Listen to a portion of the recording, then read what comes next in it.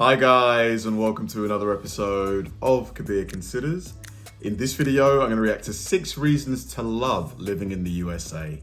This video is by Lost in the Pond. I think it's one of his first videos, so you're going to really get like that raw, true feeling. And there must be a lot of reasons to love living in the USA. Like it's, often called the land of opportunity. You can go there with relatively little, virtually nothing, and build a really great life for yourself.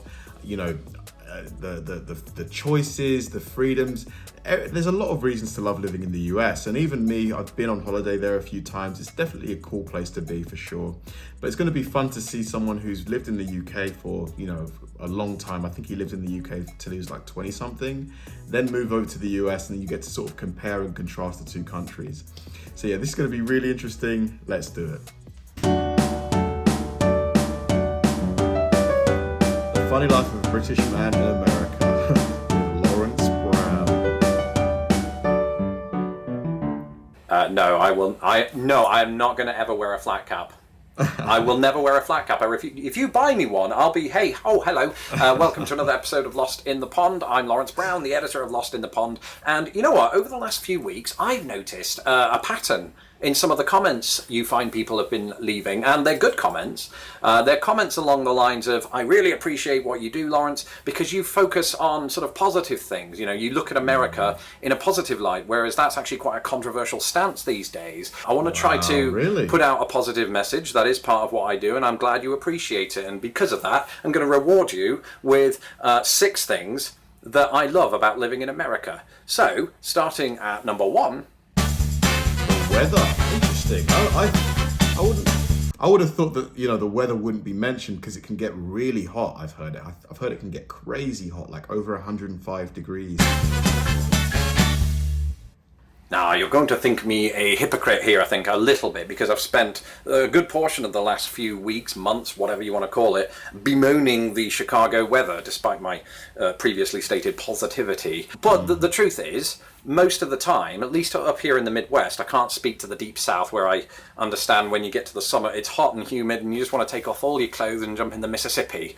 At least that's just me. But here in the Midwest, the spring, beautiful. I don't think there's a more perfect place to spend spring. And then the summer hits. Now, I must say it was quite oppressively hot when the summer hit, when I was living in Indianapolis. But now that I live up by Lake Michigan, I've got all that cool air coming in. So the summers aren't that bad. In fact, they're very nice. And I look forward to coming up this year. And I might even get naked there and jump in Lake Michigan and be arrested for indecency. And then the fall. Yeah, oh, the fall. How can you resist the fall here in the Midwest of America, and indeed possibly most of America, even out on the East Coast, seeing those orange, brown and whatever leaves come down. But I do enjoy walking through the leaves and listening to the birds as they shit on my face. Yeah, the national parks for sure. Perhaps there's no better place to walk through America's leaves than in America's parks. It's got a great system of national parks right across the country. And a lot of that goes back to Theodore Roosevelt, who was a big proponent of conservation and mustaches. Yeah. It's almost odd to me because, if you'd have asked my 18-year-old Lawrence, what do you like to do on a weekend? He would have said, going to the bar and getting utterly pissed. That's British for drunk, not angry. Although sometimes I would do both, pissed and angry, at the same time and get thrown into jail. That never happened. I don't know why I said that.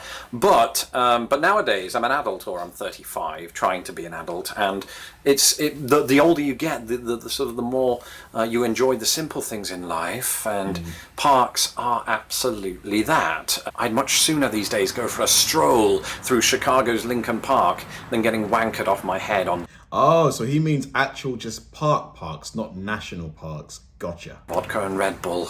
And they're everywhere, there's so many famous ones, Yosemite and Yellowstone National Park. I want to see all of them. He means both. Dressed up as Teddy Roosevelt, just going around and sort of stroking that mustache and thinking, conservation. Yeah, he never spoke like that. Iconic sites. Yeah, like Rushmore, Hoover Dam. So let's take the Statue of Liberty, for example. Firstly, I will say this. She's a lot smaller than she looks in the films.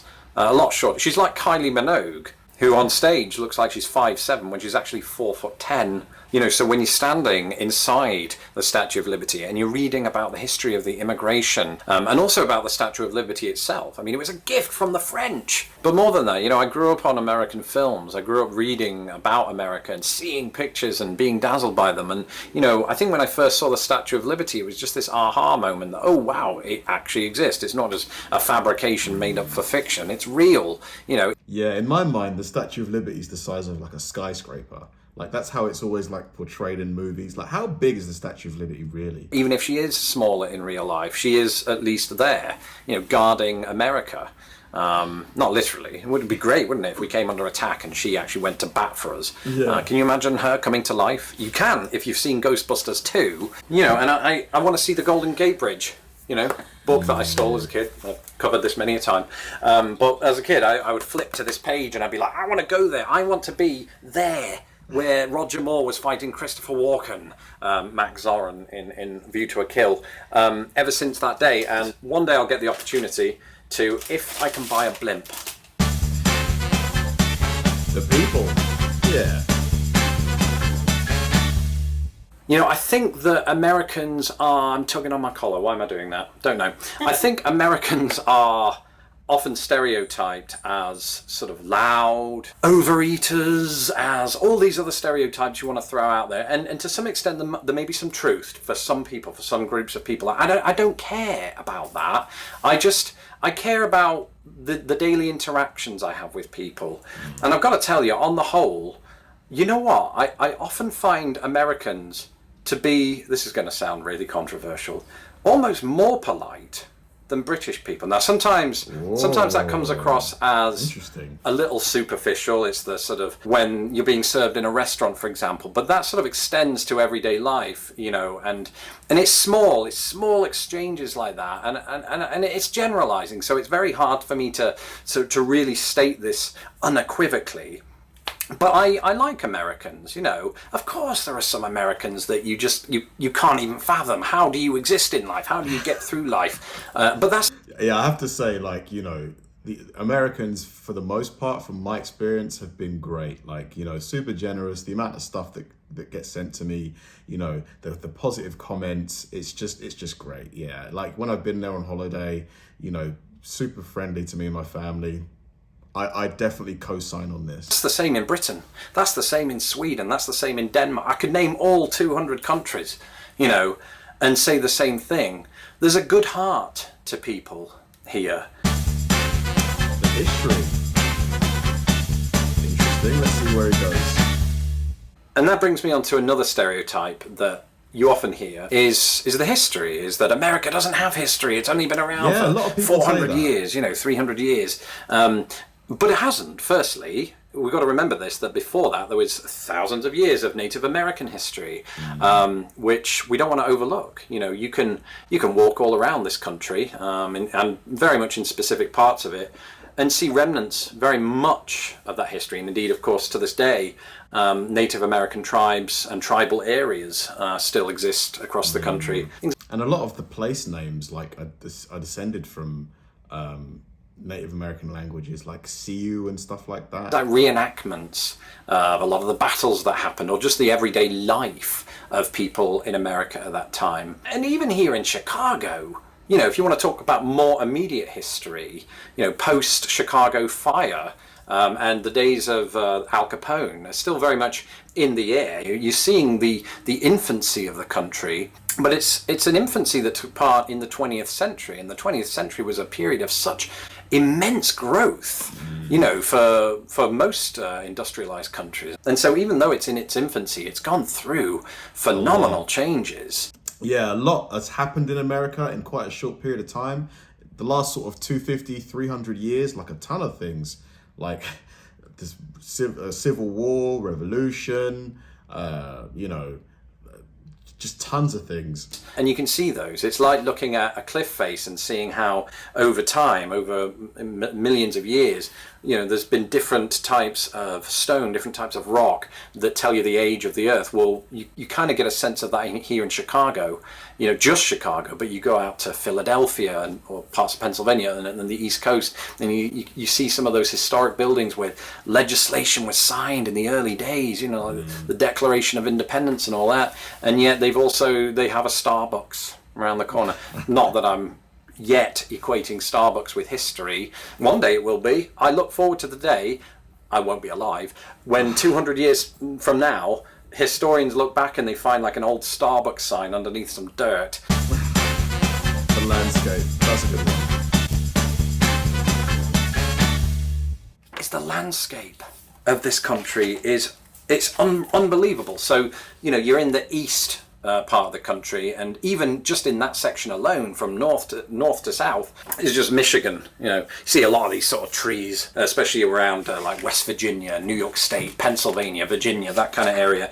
It's fantastic. You're just sort of driving through West Virginia, and you think you're going nowhere because you kind of are. You're just meandering around, but all around you are these green, rolling hills, the like of which you don't see anywhere else in my experience. And that's just the east. You know, I'm just barely touching the surface here, no pun intended, actually, it was entirely intended. And then you get out west. I've been fortunate enough on a couple of occasions to head out to Colorado and to see the Rocky Mountains, but I've not been fortunate enough to be in the Rockies. I was just sort of surrounded by them. I would love the opportunity to just see these things rolling by me and to go out and see, like I said, the Mississippi. I won't get naked, I promise. No swimming in that, especially with the Crocs. Final words.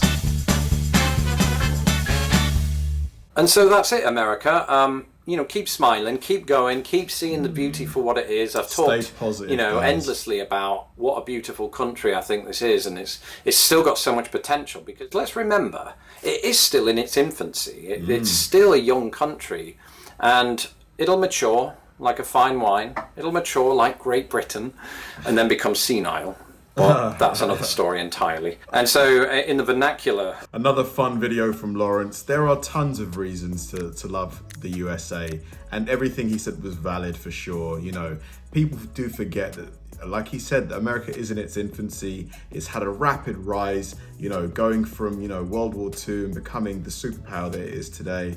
And, you know, because you are that superpower, there are going to be countries that, you know, basically act like haters, but you just have to forget all of that. You know, you've got a lot to be proud of. Obviously, no country's perfect, including America. You know, you've got your own issues, but you can't really, you know, allow that to drag you down and affect your mentality. You just got to continue, you know, the things that you're good at, the strengths that you have, you know, culture, you know, your impact on popular culture.